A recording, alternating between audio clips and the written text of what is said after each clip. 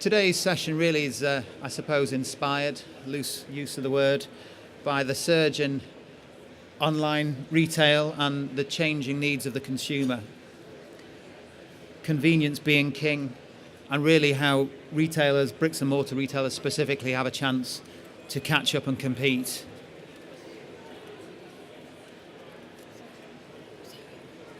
What we're seeing really for, I suppose, the first time, there's always a first time, is click and collect overtaking home delivery as the preferred fulfillment method for consumers. And there's some good reasons behind that. Sorry. No problem at all. However, the whole experience is really far from seamless. I think in the last 10 years, retailers have honed really nice, pretty websites and done a great job of kind of soliciting customers online. And payments now are, laser quick, click of a button.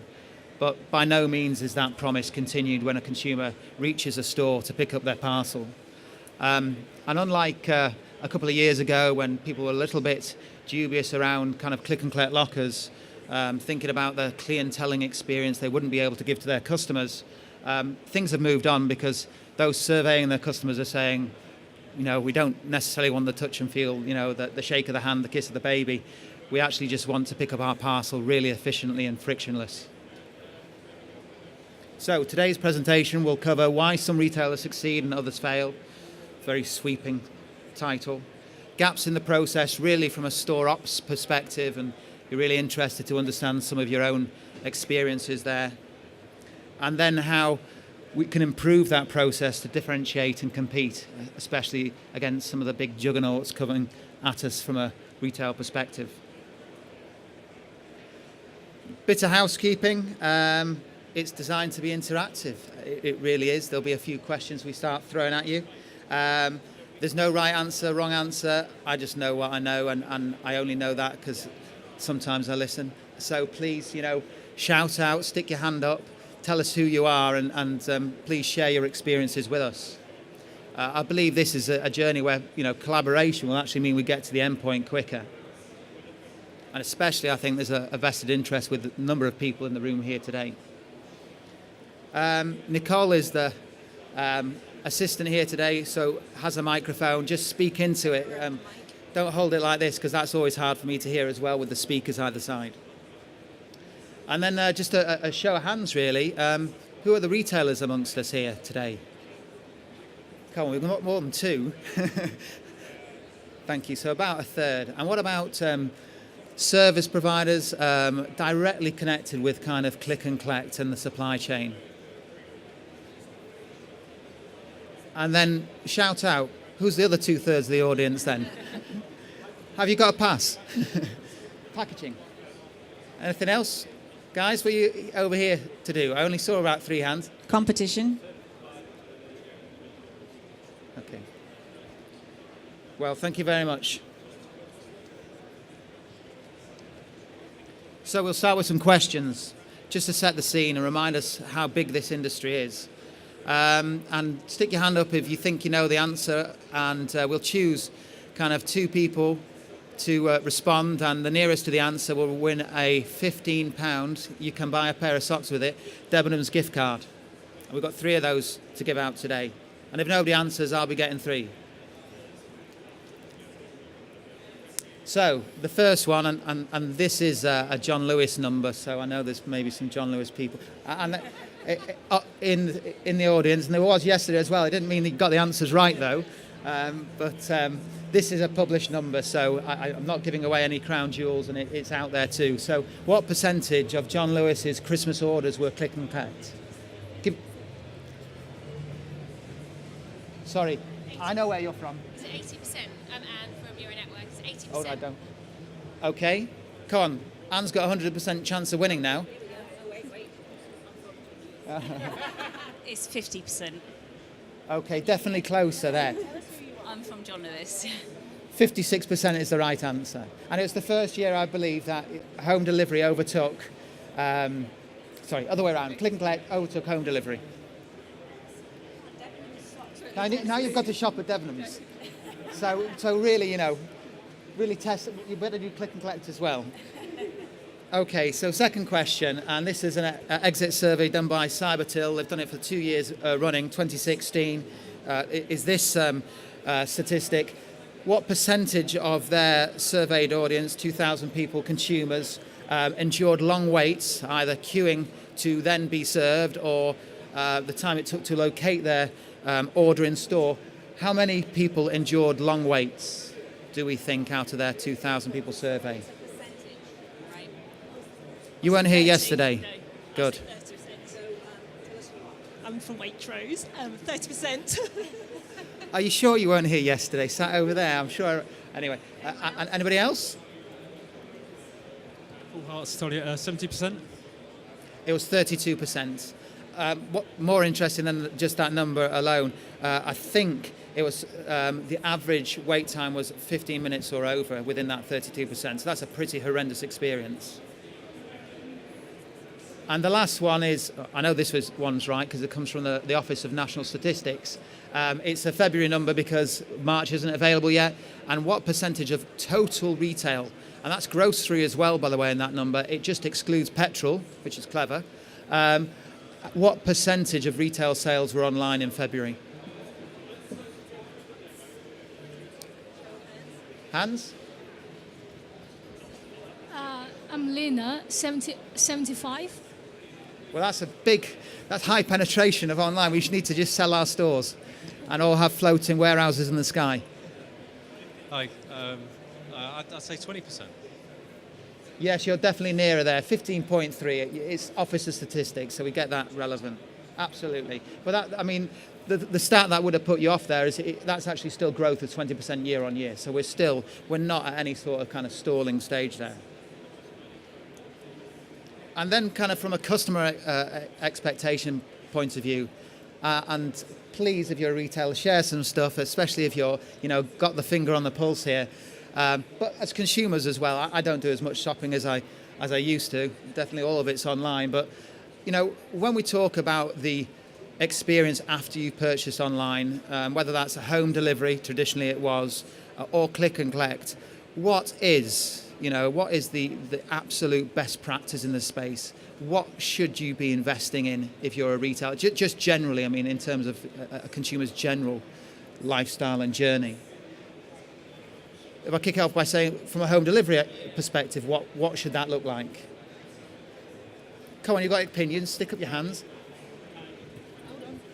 So is that, give me some more details. What do you mean by timing? Well, just exactly where, got to invest in the technology to make sure everything's delivered So on time. accuracy of timing. Yeah. So not necessarily next day or same day or 2 day, just it's got to be accurate. Yeah, within an hour sort of. So within an hour, okay. Do you think an hour's sustainable for transport networks? If everybody says, the default goes that everybody wants a 1 hour slot, what does that do to a transport network? Very difficult. The most expensive part of home delivery is that last mile as well. Exactly. I'm not sure it's sustainable, but I wouldn't disagree at all. It's kind of as relevant as possible, when you want it. I think that's the message. And what about maybe on the other side? Oh, sorry. With a big shadow against the screen. I would say it's more about setting customers' expectations actually and communicating to them clearly. So if you say it's going to be a 4-hour delivery slot, then you tell them it's a 4-hour delivery slot and repeatedly tell them, because a lot of the time we find our customers are calling up because they can't actually remember, and then they don't keep their communications or they don't read their emails. So for us, we're spending a lot of time and effort on communications and making sure that they understand exactly what's happening and when.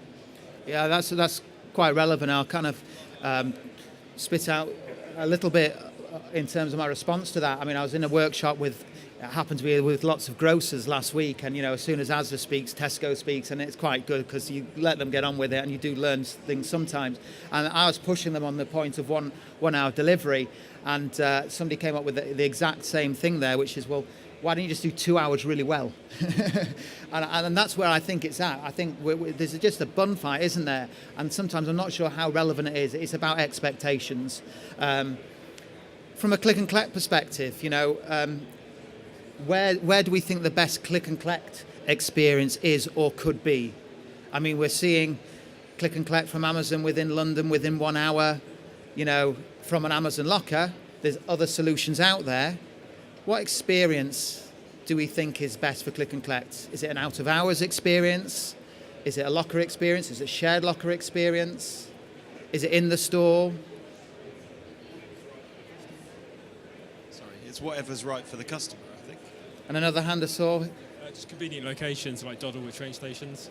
And just one more there, sorry, in the middle. I think the speed in which click and collect is offered. Many retailers in the UK still take more than 5 days to deliver to stores. So That's I think, a US timescale for delivery, 5 days, isn't it? Yeah. Amazon Prime still takes 2 days in the US, doesn't it? Yeah. But yeah, speed. So, and again, all answers are good answers, and you're right. I mean, that was the other half of the magic answer, you know, when I want it, where I want it. But of course, you've got to rationalise that down to what's really achievable. Proximity, I think, has something to do with that. I also think the point you make is really important. You know, if the product's there, then you can have it now. You've just got to be there too. So if kind of retailers re-engineered in some cases their stock holding and what they're using their stores to do, then actually it can be there. And that's kind of where this diagram goes, yeah? You know, next day was probably the norm 5 years ago in the UK. It's a smaller island, better network, for example. Same day, I don't know, it's one of those bun fights, isn't it? If I ordered it today, did I really expect to stay in all day to wait for the order? I can plan for that tomorrow a bit more easily. But nonetheless, it's been expanded to another 50 postcodes by a big online retailer. 1 hour or less. Again, it's just, somebody trying to achieve this amazing target with, I'm not sure, any business case behind it today. And then already there. And I suppose that's the Argos model, isn't it? You know, let's take out the showroom and let's use that space for those 20,000 SKUs that sell a lot. And therein comes really what the consumer, I think, is looking for.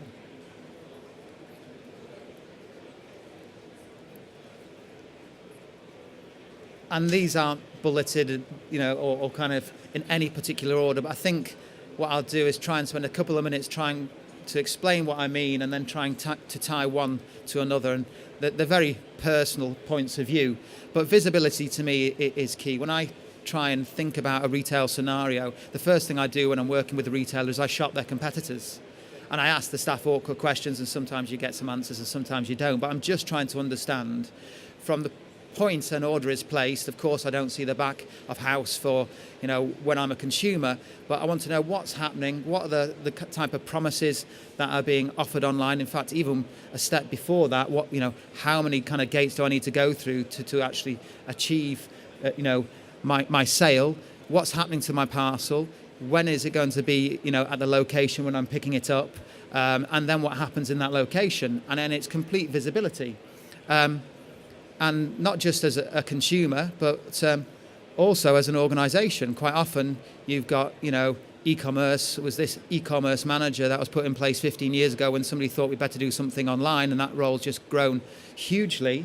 But then they hand over to kind of the supply chain because they've got to get the box from DC to store or to lockers or wherever. And then it gets handed over to store ops because store ops handle the customer. And I just don't know how you can, well, before you even get to decision making, I don't know how you can make decisions if you can't see the whole, you know, the whole process end to end. So that's the message, really. I think there needs to be kind of one owner because then, you know, you can start to make decisions across your business. And also, you know, you have a shared objective, and that objective should be central to the customer. And of course, when you're discovering things, the world is not always perfect. You also need to be able to adapt quickly. And quite often, you'll find the competition dabbling and trying things out quicker than you, because we don't all do everything together.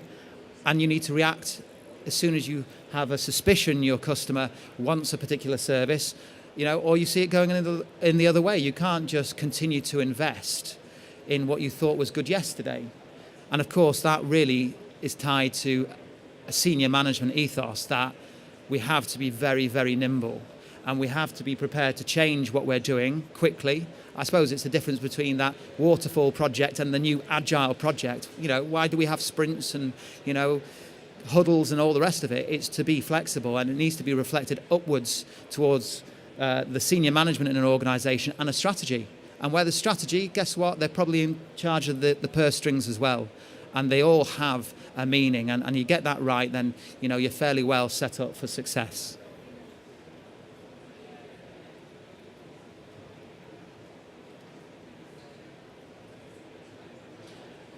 Sorry, guys. Going backwards. It's not my PC. And just a kind of little bit of an observation.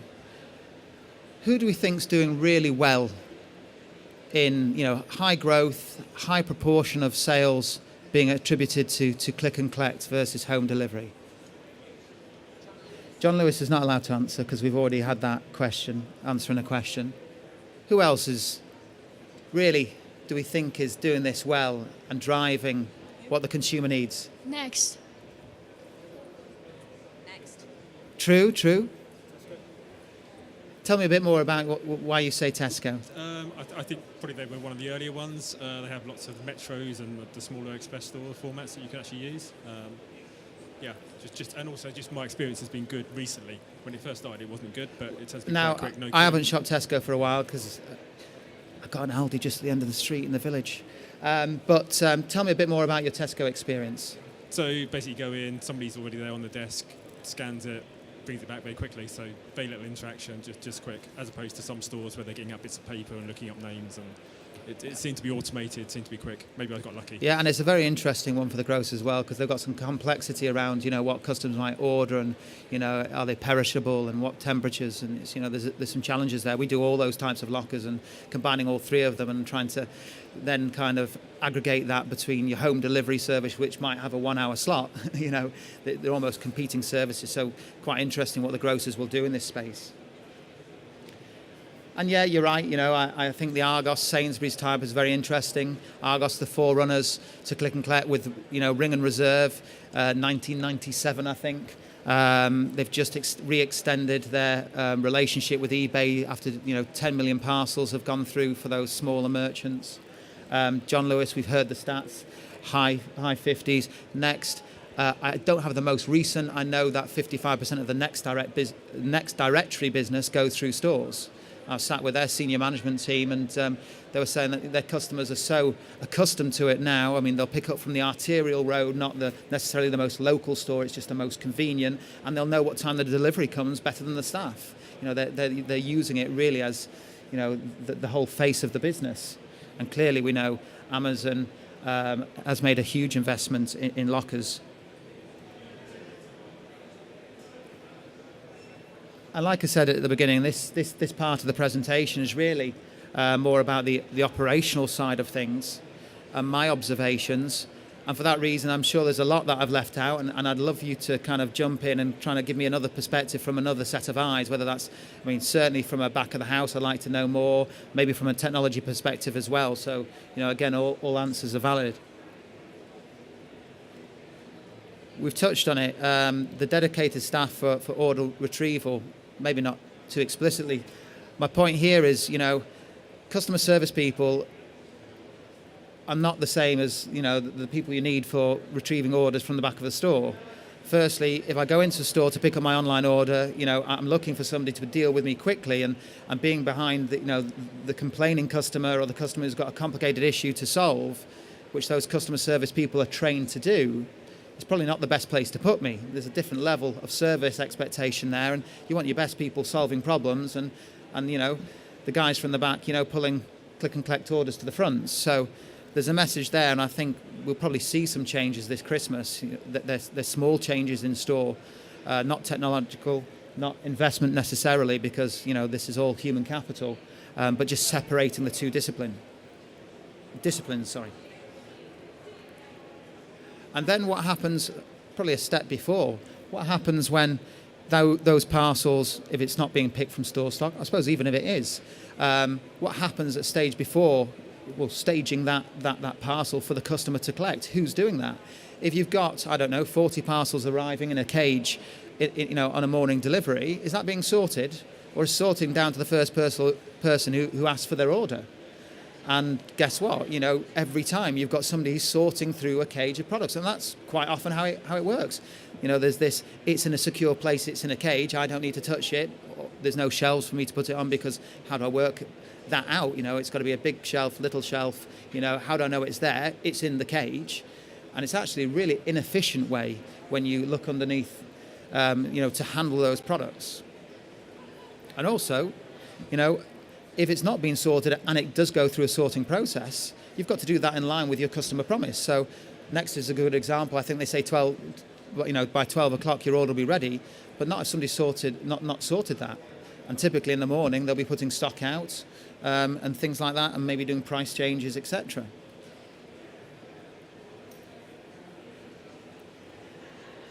And this is hand in hand with the other one, the one before, and that's a dedicated place to store. I was talking to a retailer last month, and they literally said, you know, we allow some click and collect orders to sit in store for, I think they said 2 weeks. I had to kind of wash my ears out on that, but basically, and they have thousands of parcels in store. Thousands, not hundreds, thousands of parcels. And this is not a department store or a supermarket. This is a specialty retailer, and that's a lot of parcels knocking around. I just wonder, well, there's no efficiency to that unless you have a huge, great, amazing system. And that's really where lockers, I think, solve a lot of that. And then sometimes the crutch, or certainly a dependency on getting, you know, using the others to solve the problem, I think is stock availability and visibility of stock in the supply chain. I had an interesting chat from, is it Farrow and Ball, the paint people, yesterday, and they really took this to the nth degree. But in reality, you know, if I've got a product in stock, firstly, if it's being sold online, does that mean it's out of stock? If I'm looking at store stock, could that be sold by the store? And is that product actually, you know, brand new? Is it a return? Is it faulty? I think there's a lot to come out as far as stock availability is concerned. I was talking to a retailer and they thought 30% accuracy on stock was good for them. They've got 70% inaccuracy in some stores. I just don't know what category you're in to be able to, or maybe how much of a legacy issue that is, but those are real retail killing numbers. The thing is, it's not simple, and you need real-time information, because otherwise you're always trying to balance the online and the offline. I think that is more and more a reality now. The chap from Farrow and Ball said, you know, well, what about me? I mix and make products specifically for the customer. So they might order something online that doesn't actually exist. It's 5 components that I've got to mix in store. And that really resonated with me, because that's like manufacturing, isn't it? And if you got that right, it would be called lean manufacturing. And that's where the apex, my business, comes from, lean manufacturing. We really have to be hanging our hat on those tolerances and thinking about the whole supply chain, not making it unless there's a demand, but then making it very, very efficiently. And I think retailers have got to start thinking about their infrastructure and the handoff with the customer as lean manufacturing, really driving efficiency. And I don't think at all for the last 5 years they've been thinking about what happens in store with a click and collect order. I think they've really just gone, phew, we suddenly have something online which competes, which gets the sales in. Thank God. Now we'll play catch up. Well, actually, I think the black hole is a lot larger than they think.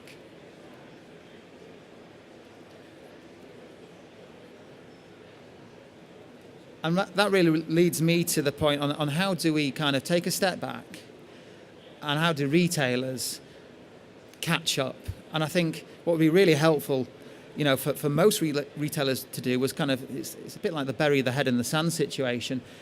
They need to let go of where they are today, per se, in terms of their architecture and infrastructure. I think they do understand what their customers are doing here and now. You hope that most of them do. I think a lot of them at a senior level, when they put their heads together, they can look round corners and they can predict relatively accurately what they think their customer is doing. Or they can invest time and money and quite easily get some of that feedback. And then they could take a white piece of paper and work out, you know, in a perfect world, what would my infrastructure look like? And, you know, and how would that cater for me maybe 3, maybe 5 years is too long down the line? And if I was going to make an investment in that infrastructure, what would it look like? And that's kind of the perfect world. And nobody's going to get there, but I'm not sure if anybody ever does that evaluation, because we're all so deep-rooted in that investment we made into stores 3 years ago, 5 years ago, or that piece of software. and then overlap that plan with what they were doing today.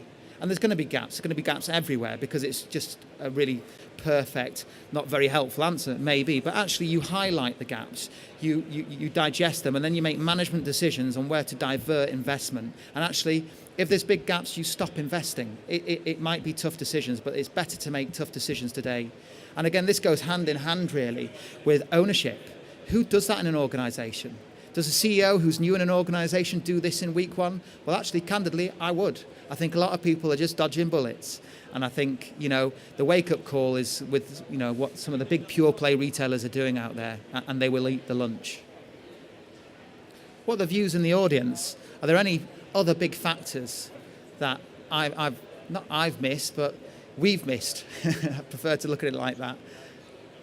Sorry, over here.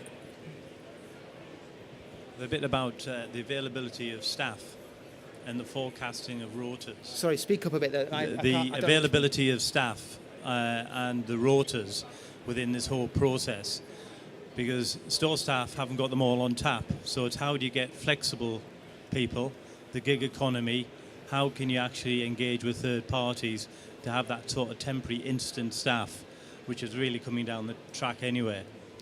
Are you thinking more around peak Christmas spikes, well, for example? all over, because you're forecasting, which you really know, because you've already had the orders, how quick can you react to getting the right staffing models in place? So the big retailers, none of the retailers are really geared up for that fast approach. But now, there are ways of probably getting that temporary labour quicker to a point where they can do the work. And I think a lot more investment in that. And the second one was the investment eventually, as you rightly said, not picking up packages, is there a bit of automation that needs to be sort of brought to bear in those areas? Yeah, very interesting. I think the staff one's one I've not heard, and it's very relevant. It's very relevant, and basically there's also pressure, isn't there, with the minimum wages going up, and I've got obviously a few contacts in retail, and one particular retailer, let's say a convenience type retailer, was saying that is going to be the biggest impact to our bottom line. We've got smallish margins anyway, and we've got a huge amount invested in store staff, and how do we automate and take staff out? And in part, lockers will do that because they'll stop you touching products too many times. There's this asynchronous handover, which doesn't happen between two human beings and the customer. But then it's kind of counter, isn't it? Because, then at peak times, I need to put more people in. So it's about making clever decisions around staff as well. And that's around roles and responsibilities too. And I think that goes out of the windows in many cases. Very interesting. Thank you very much for that. And then how do retailers combat what's happening? Really, I think a lot of the pressure, the visible pressure, I suppose, which hits the boardroom, hits the investors, and hence hits the boardroom, is coming from Amazon. I don't like to mention them too much. A couple of years ago, I don't think I needed to. But, if I look at the big retailers, they're supermarkets, aren't they? And the department store retailers, and then, type of best-in-class speciality retailers. And Amazon is competing against every single one of them. They've got this food tie-up with Morrison's, and, a huge marketplace as well. So it's even the small to medium enterprises. They're building warehouses in another 50 towns and cities, which is to compete on home delivery. And I'm pretty sure they're going to be their own home delivery network soon. In Ohio, which we have a head office in America, is in Ohio. They bought the old airport and then decided it wasn't big enough for them to scale, and now they're buying up all the jumbo jets. They are going to be eating a lot of people's lunches. So I use them like that, and what's interesting to me is they don't have much of a bricks and mortar presence, but they're investing massively in the omni-channel experience. So actually they're investing as much in what they do today, the same as they're investing in finding out what their traditional competition are doing. And when Amazon launched a supermarket in December in Seattle, where the customer doesn't even see another human being, doesn't even need to check out, I just ask, who's wearing the trousers here in grocery? I mean, they've hardly touch the surface. And why isn't a Tesco or a Carrefour or anybody else doing that? And it's a mindset thing, isn't it? But wow, I mean, they're a massive, massive threat. And it's actually more about their attitude. Because I think if anybody has good ideas and just a way of testing those ideas instead of flooding the market with money and ideas and scaling stuff they haven't tried, it's just about, how is innovation working in those organizations?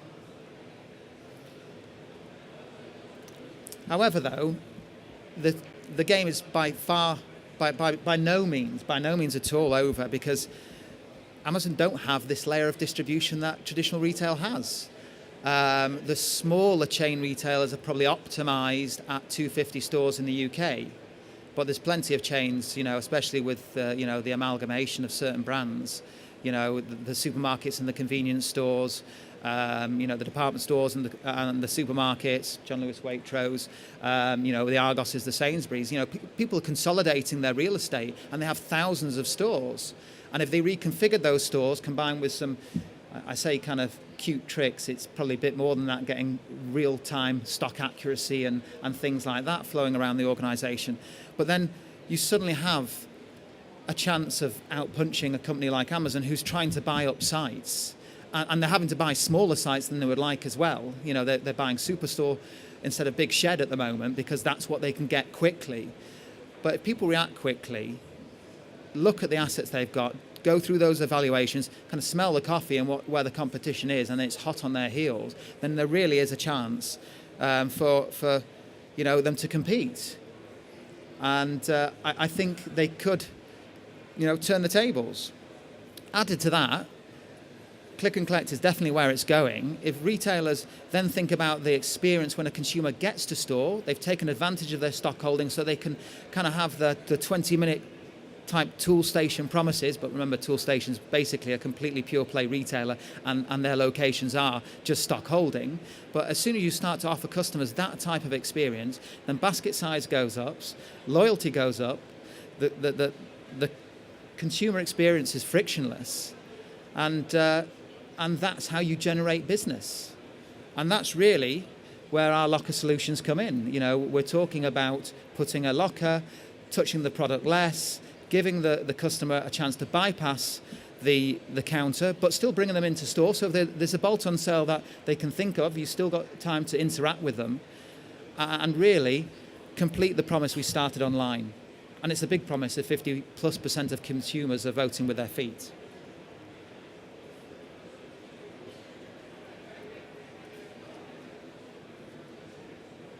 And here's just a short presentation about our business and what we do. And please come and see us on K63. And if you've got any questions, I can take those just at the end of this short 1.5-minute clip.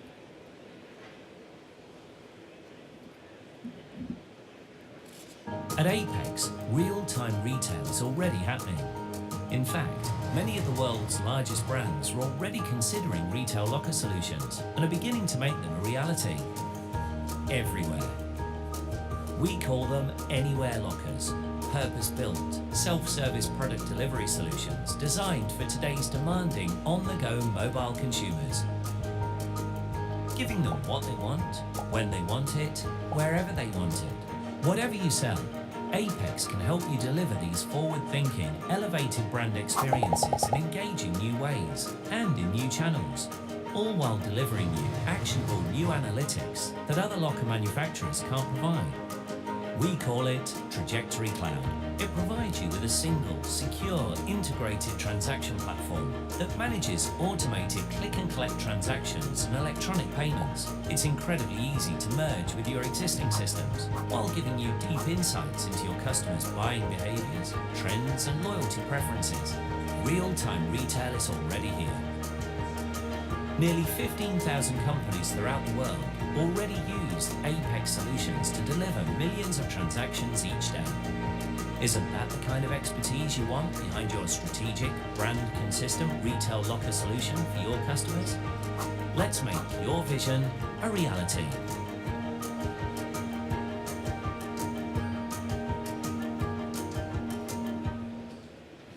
So thank you very much. Is there any last questions at all? Well, thank you very much for your time, and please enjoy the rest of the show. Thank you.